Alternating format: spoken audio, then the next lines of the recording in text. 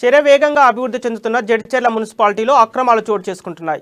అభివృద్ధి పేరుతో పాలకవర్గం ఇష్టారాజ్యంగా అనుమతులిస్తూ దొరికినంత దోచుకుంటుందనే విమర్శలు వెల్లువెత్తుతున్నాయి. అధికారులు సైతం వారికి వంత పాడుతుండటంతో అక్రమాలకు అదుపు లేకుండా పాలకవర్గం వ్యవహరిస్తున్నారని బాహాటంగా వినిపిస్తుంది. చైర్మన్, కౌన్సిలర్ల మధ్య సమన్వయం లేకపోవడంతో ఎవరికి వారి యమునా తీరే అన్న చందంగా తయారైందని విమర్శలు వ్యక్తమవుతున్నాయి.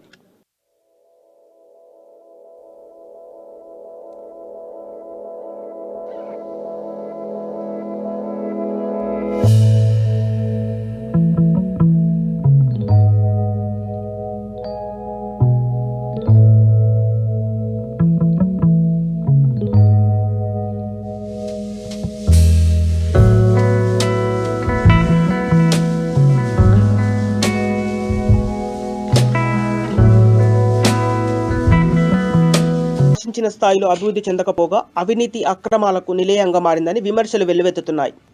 బాదెపల్లి, జడ్చర్ల, కావేరమ్మపేట, నాగసాల, బూరెడ్డిపల్లి గ్రామాలతో కలిసి జడ్చర్ల మున్సిపాలిటీగా ఏర్పాటు చేశారు. మున్సిపాలిటీ పాలకవర్గానికి 7.5 కాలం గడిచింది.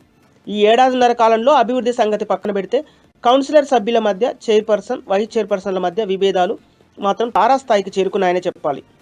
ఇప్పటికే పలుమార్లు స్థానిక ఎమ్మెల్యే వారి మధ్య సయోధ్య కుదుర్చాలని గుసగుసలున్నాయి. ఇంటి నిర్మాణాలకు ఒక రేటు, పేరు మార్పిడికి మరొక రేటు, ఓనర్షిప్ సర్టిఫికెట్కు మరో రేటు, ఇలా ఒక్కో పనికి ఒక్కో రేటు నిర్ణయించారని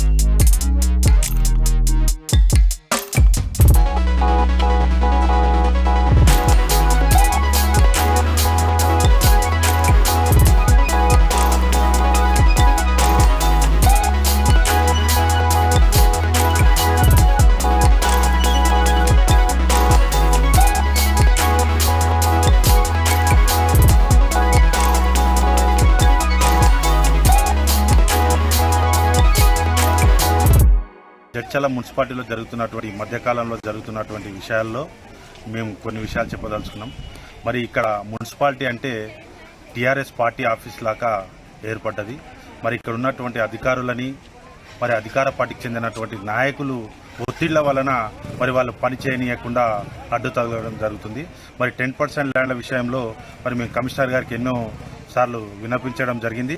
మరి కమిషనర్ గారు మరి 10% ల్యాండ్ ఎక్కడైతే కబ్జాలు గురవుతున్న ఆ సైడ్ పైకి పోక ముందుకే మరి అధికార పార్టీకి చెందినటువంటి కొందరు నాయకులు అతనికి ఫోన్లు చేసి మరి ఆయన పనులు చేయనీయకుండా అడ్డు తలగడం జరుగుతుంది. మరి ఈ మధ్యకాలంలో మున్సిపాలిటీలో మరి గొడవలు కూడా జరుగుతున్నాయి. మరి దానిపైన కూడా ఇంతవరకు మరి అధికార పార్టీకి చెందినటువంటి కార్యకర్తలు మరి మున్సిపల్ ఆఫీసులో పనిచేయడం జరుగుతుంది. మరి ఓన్లీ వాళ్ళు ప్రజలకు సేవ చేయకుండా అధికార పార్టీకి చెందినటువంటి నాయకులు చెప్పినటువంటి పనులే మరి చేయడానికి మున్సిపాలిటీ ఉంది. మరి ప్రజలు ఎంతో మంది వచ్చిపోతున్నా కూడా ఇప్పటి వరకు ఇలాంటి వాళ్ళ సమస్యలు తీరనటువంటి పరిస్థితి మరి జడ్చర్ల మున్సిపాలిటీలో ఏర్పడ్డది. మరి ఈ విషయాన్ని మరి ఎమ్మెల్యే గారు ఎందుకు పట్టించుకుంటలేడో మరి ఎమ్మెల్యే గారికే వదిలేస్తున్నాము. మరి జడ్చర్ల మున్సిపాలిటీలో మరి భార్యలు గెలిస్తే భర్తల పెత్తనం ఎక్కువైంది. మరి భర్తలే మరి మున్సిపల్ ఆఫీస్లో కూర్చొని వాళ్ళకు వచ్చినట్టుగా వాళ్ళు చేయమన్నటువంటి పనులే చేయమని కమిషనర్ గారికి కానీ కింద ఉన్నటువంటి స్టాఫ్ కానీ మరి బెదిరియడం జరుగుతుంది. మరి ఇంకో విషయము మరి జడ్చర్ల మరి 10% ల్యాండ్ల విషయంలో కానీ మరి ఈ వెంచర్ల పైన ఇప్పటి వరకు క్లారిటీ లేనటువంటి కమిషనర్ గారు మరి ఇల్లీగల్ కన్స్ట్రక్షన్ అవుతున్నాయి. మేము ఎన్నోసార్లు కూడా మరి కమిషనర్ గారి దృష్టికి తీసుకపోతే దీంట్లో కూడా అధికార పార్టీకి చెందిన కొందరు నాయకులు మరి కమిషనర్ గారి దగ్గరకు వచ్చి మరి నొల్లి పెట్టుకొని మరి మా పని అది దానికి పర్మిషన్ లేకున్నా కూడా కట్టాలి, దాని దగ్గరికి మీరు రాకూడదని కమిషనర్ గారికి వార్నింగ్లు ఇవ్వడం జరిగింది. మరి నేను ఒకటే తెలుసుకున్నా, మరి జడ్చర్ల మున్సిపాలిటీలో ఇల్లీగల్ కన్స్ట్రక్షన్ ఇప్పటి వరకు మరి వందల సంఖ్యలో మరి ఇల్లీగల్ కన్స్ట్రక్షన్ అవుతున్నాయి. మరి దానిపైన మరి కమిషనర్ గారికి కూడా మేము చెప్పడం జరిగింది. మరి కమిషనర్ గారు చర్యలు తీసుకోనికి పోతే కూడా మరి అధికార పార్టీకి చెందినటువంటి నాయకులు మరి ఇబ్బంది కలిగజేస్తున్నారు. ఆయన ఎలాంటి పని చేయనటువంటి పరిస్థితి మన జడ్చర్ల మున్సిపాలిటీలో ఏర్పడింది. మరి లేఅవుట్ల విషయంలో ఇప్పటికీ కొన్ని 10% లేఅవుట్లు మరి అవి ఎక్కడుండేవో కూడా మరి తెలియనటువంటి పరిస్థితి ఏర్పడ్డది. ఇటువంటి అధికార పార్టీ నాయకులకు మేము ఒక్కటే చెప్పదలుచుకున్నాము, అధికారులకు కూడా మేము ఒక్కటే చెప్పదలుచుకున్నాము. రాజ్యం ఎప్పుడు కూడా శాశ్వతం కాదు. అధికార పార్టీ టీఆర్ఎస్ పార్టీకి ఈ మున్సిపాలిటీ శాశ్వతం కాదు. మరి తొందరలోనే అధికారం మారినప్పుడు మరి మీ పరిస్థితి ఏంటి అని నేను అధికారులను అడగదలుచుకున్నా. మీరు అధికారులు పనిచేయడానికి ఉండరా, లేకుంటే అధికార పార్టీకి చెందినటువంటి భర్తలు కానీ వాళ్ళకి సంబంధించినటువంటి చుట్టాలు కానీ చెప్తే పని చేయడానికి ఉండరా అని నేను కమిషనర్ గారిని సూటిగా ప్రశ్నిస్తున్నా. మరి దీనిపైన కలెక్టర్ గారు కూడా చర్యలు తీసుకోవాలని ఈ సందర్భంగా డిమాండ్ చేస్తున్నాను. పాలక వర్గంలో కౌన్సిలర్లకు చైర్పర్సన్ల మధ్య పొసగకపోవడం వల్ల అధికారులకు ఇష్టారాజ్యంగా మారింది. కార్యాలయంలో ఏ అధికారి సిబ్బంది ఎప్పుడు ఎక్కడ ఏ విధులు నిర్వహిస్తారో తెలియని పరిస్థితి నెలకొంది. చెయ్యి తడపందే సిబ్బంది ఫైలు కదలదన్న విమర్శలు బాహాటంగానే వినిపిస్తున్నాయి. మున్సిపాలిటీలో ఉండే ఫ్లాట్లను లిటికేషన్ పేరిట రియల్ వ్యాపారానికి పాలక వర్గంలో కొందరు తెరలేపారు. మరికొందరు జీపీ స్థలాలు, మున్సిపాలిటీ స్థలాలను బినామీల పేరిట తక్కువ మొత్తానికి కొనుగోలు చేసి ఎక్కువ ధరలకు అమ్ముతూ లక్షలు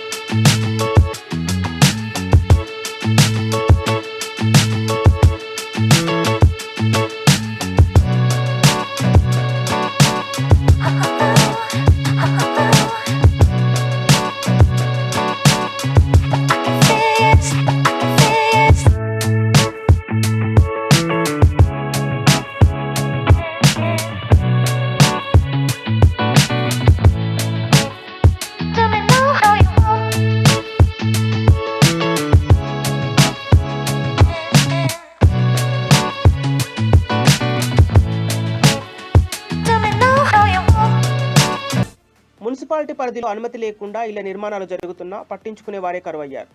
మున్సిపాలిటీ పరిధిలో పెద్ద మొత్తంలో చెయ్యి తడిపితే చాలు పర్మిషన్లు ఇచ్చినట్టే వాటిని కౌన్సిలర్లు అధికారులు చూసి చూడనట్లు వ్యవహరిస్తున్నారంటూ బహిరంగంగా వినిపిస్తున్న మాట.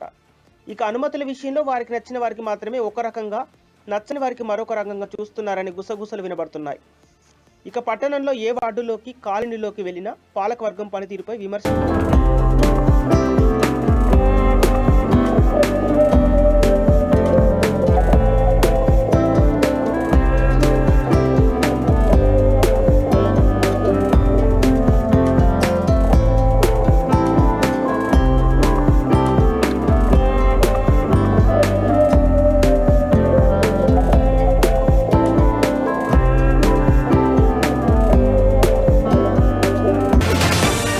దాదాపు 70 ఏళ్ల నుంచి నేను ఈ పట్టణం యొక్క నైసర్గిక స్థితి గురించి మొత్తం తెలుసు నాకు.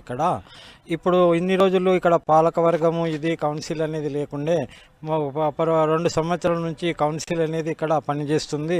కానీ ఈ కౌన్సిల్ వచ్చిన తర్వాత కూడా పట్టణంలో ఎక్కడ కూడా అభివృద్ధి అనేది కనబడడం లేదు.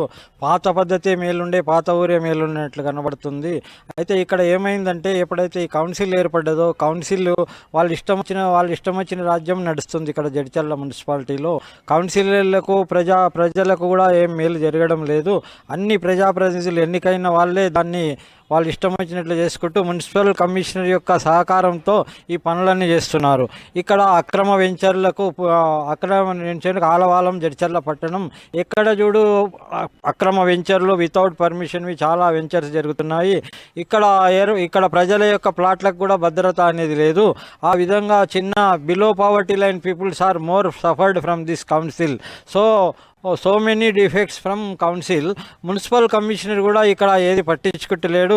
ఇక్కడ అక్రమ నిర్మాణాలు అనేటివి 2019 సెప్టెంబర్లో టీఎస్బీ పాస్ అనే మున్సిపల్ చట్టం అమలు ఏదంటే ప్రజాప్రతినిధుల నుంచి కాకుండా ప్రజలే దానికి లాభపడే విధంగా ఉంటే ఇప్పుడు ఈ ప్రజాప్రతినిధులు ఈ మున్సిపల్ కమిషనర్ ఇద్దరు కలిసి కూడా ప్రజలకు ఏమాత్రం మేలు కలగకుండా వాళ్ళకు మాత్రమే మేలు కలిగే విధంగా పర్మిషన్లు ఇస్తూ ఒక పర్మిషన్ ఇచ్చి 2 పర్మిషన్లు ఇచ్చి G+2 ఉంటే కూడా G+5 ఇట్లా పట్టణంలో ఎక్కడ చూడు అన్యాక్రాంతమైనటువంటి బిల్డింగులు కట్టడం చాలా నెరవేరుతుంది.